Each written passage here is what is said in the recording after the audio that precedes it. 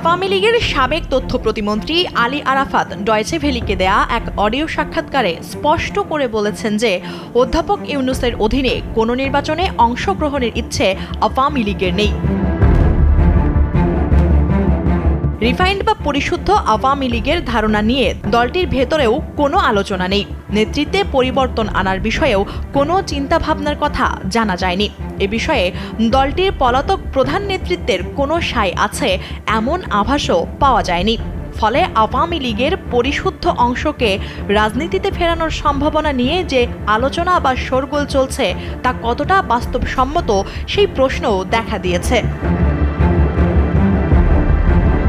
যেসব আওয়ামী লীগ নেতা বিভিন্ন দেশে পালিয়ে থেকে মাঝে মধ্যে বড় বড় কথা বলছেন তাদের কেউই কৃতকর্মের জন্য অদ্যাবধি জাতির কাছে ক্ষমা চায়নি। নিজেদের ভুল স্বীকার কিংবা অতীত কর্মকাণ্ডের জন্য অনুশোচনা দেখাতে মোটেও প্রস্তুত নন দলটির শীর্ষ নেতৃত্ব। বরং সামাজিক যোগাযোগ মাধ্যমে অন্তর্বর্তী সরকার ও জুলাই আন্দোলনের নেতাদের সমালোচনায় যুক্ত হন তারা।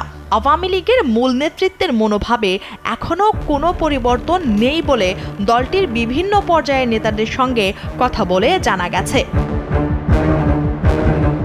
আওয়ামী লীগের নেতারা বলছেন রিফাইন্ড বা পরিশুদ্ধ আওয়ামী লীগ কে করবে সেটাও একটি বড় প্রশ্ন। দলের বর্তমান সভাপতি শেখ হাসিনা নিজে পদ ছেড়ে কিংবা গুরুত্বপূর্ণ নেতাদের বাদ দিয়ে দল পুনর্গঠন করবেন এমন কোনো ইঙ্গিত দলটির নেতারা এখনো পর্যন্ত পাননি।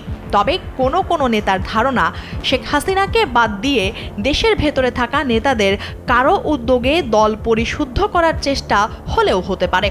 তবে সম্প্রতি যেসব নেতার নাম আলোচনায় এসেছে তাদের পক্ষে এটা কতটা সম্ভব বা তাদের উদ্যোগে তৃণমূলের নেতাকর্মীরা কতটা সাড়া দেবেন সেই প্রশ্নও রয়েছে।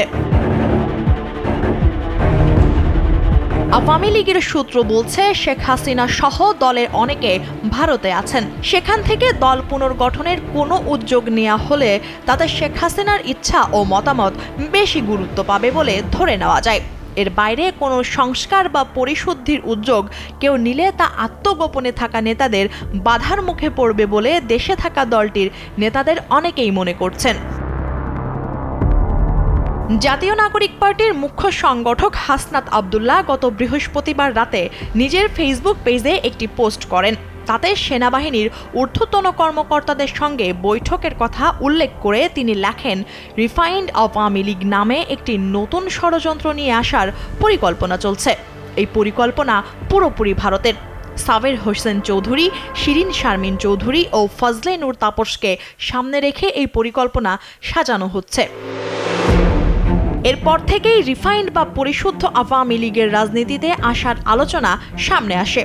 সামাজিক যোগাযোগ মাধ্যমে বিষয়টি নিয়ে নানামুখী আলোচনা চলছে। তবে রিফাইন্ড আওয়ামী লীগের ধারণা প্রত্যাখ্যান করে গত শনিবার ফেসবুকে স্ট্যাটাস দেন আওয়ামী লীগের তথ্য ও প্রচার সম্পাদক আমিনুল ইসলাম। তিনি লেখেন, কোনো রিফাইন্ড নয়, একেবারে পিওর মানে পিওর। বঙ্গবন্ধুর আওয়ামী লীগের রাজস্বিক প্রত্যাবর্তনের প্রতীক্ষায় গোটা বাংলাদেশ। নেতা অতি অবশ্যই বঙ্গবন্ধু কন্যা শেখ হাসিনা। এর আগের দিন শুক্রবার জার্মান সংবাদ মাধ্যম ডয়েচে ভেলের বাংলা সার্ভিসের এক প্রশ্নের জবাবে আওয়ামী লীগের কেন্দ্রীয় নেতা ও সাবেক তথ্য প্রতিমন্ত্রী মোহাম্মদ এ আরাফাত বলেছেন, আওয়ামী লীগের পুনর্গঠন যেটা বলছেন এর সঙ্গে আওয়ামী লীগের নেতৃত্বের কোনো সম্পর্ক নেই। আওয়ামী লীগের নেতৃত্ব এখনও বঙ্গবন্ধু কন্যা শেখ হাসিনার হাতে।